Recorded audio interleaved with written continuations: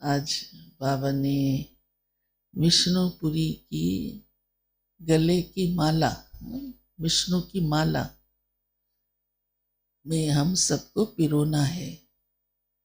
तो क्या करना पड़ेगा? बाबा ने कहा विष्णु के गले में माला में आना तो बहुत ऊंची बात है ना। तो आत्मा को कितना संपूर्ण पवित्र बनना होगा। तो प्यारे बाबा ने कहा बहुत बहुत बाबा की याद में रहना होगा। तो जितना याद का अवसर मिलता जाए उतना अच्छा है, ताकि अधिक से अधिक बुद्धि योग। बाबा ने तो कई बार पीछे ये भी कहा है कि याद भी स्थायी होनी चाहिए।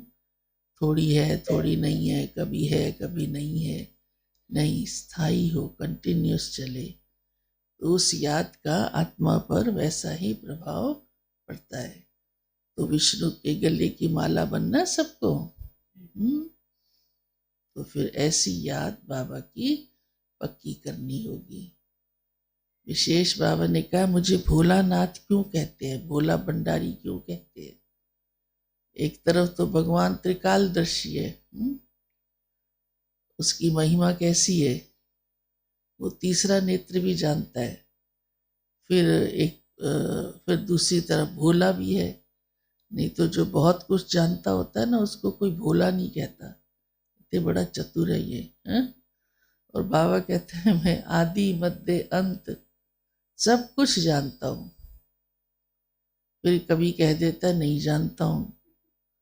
तो फिर भोला कैसे हुआ? तो बाबा ने कहा है हूं तो मैं भोला ही, भोला भंडारी हूं। तो कैसे भोला हुआ?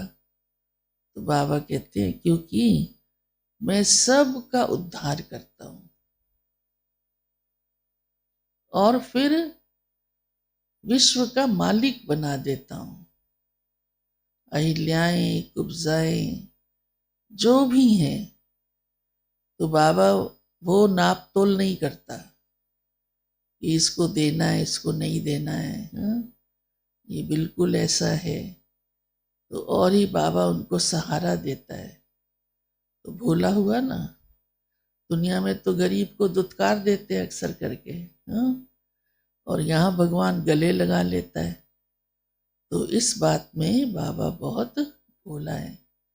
और साथ ही बाबा कहते इतना ही नहीं, मैं तो और ही विश्व का वर्षा सारा दे देता हूँ।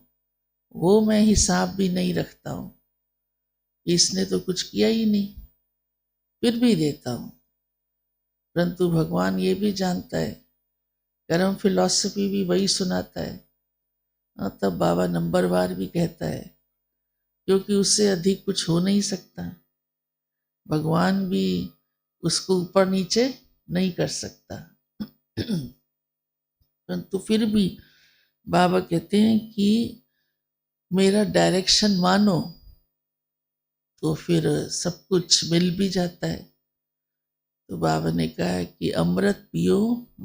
अमृत कौन सा है? ज्ञान ही अमृत है।